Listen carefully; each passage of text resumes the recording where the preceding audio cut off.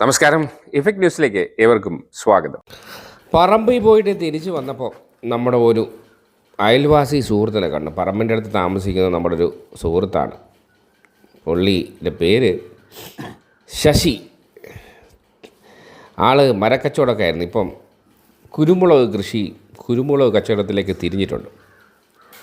അപ്പോൾ ഒരു കൗതുകം തോന്നി നോക്കിയപ്പോഴാണ് പുള്ളി കുരുമുളക് ചവിട്ടി ചതച്ച് അതിന് സെപ്പറേറ്റ് ചെയ്ത് അത് വിൽക്കാനുള്ള പരിപാടിയാണ്.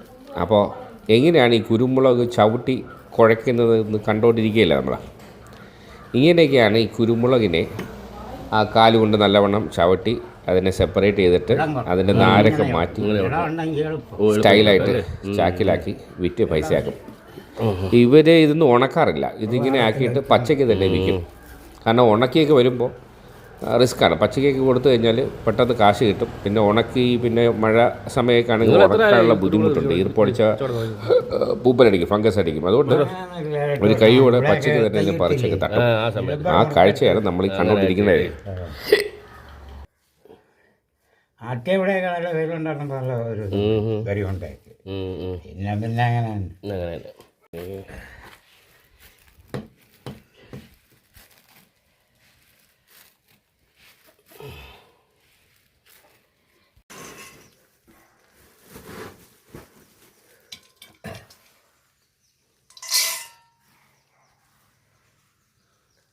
ഇനി വേലത്തിൽ ഉണങ്ങിയാൽ മതി അല്ലേ?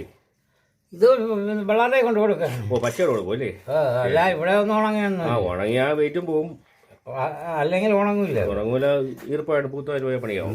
പിന്നെ എന്നൊന്നും ഇത് തന്നെ നല്ല ഉണങ്ങിയില്ലെങ്കിൽ പൈസ തരില്ല. അതിനേക്കാളും പച്ചയ്ക്ക് കൊടുക്കാം. അപ്പോൾ നഷ്ടമില്ല.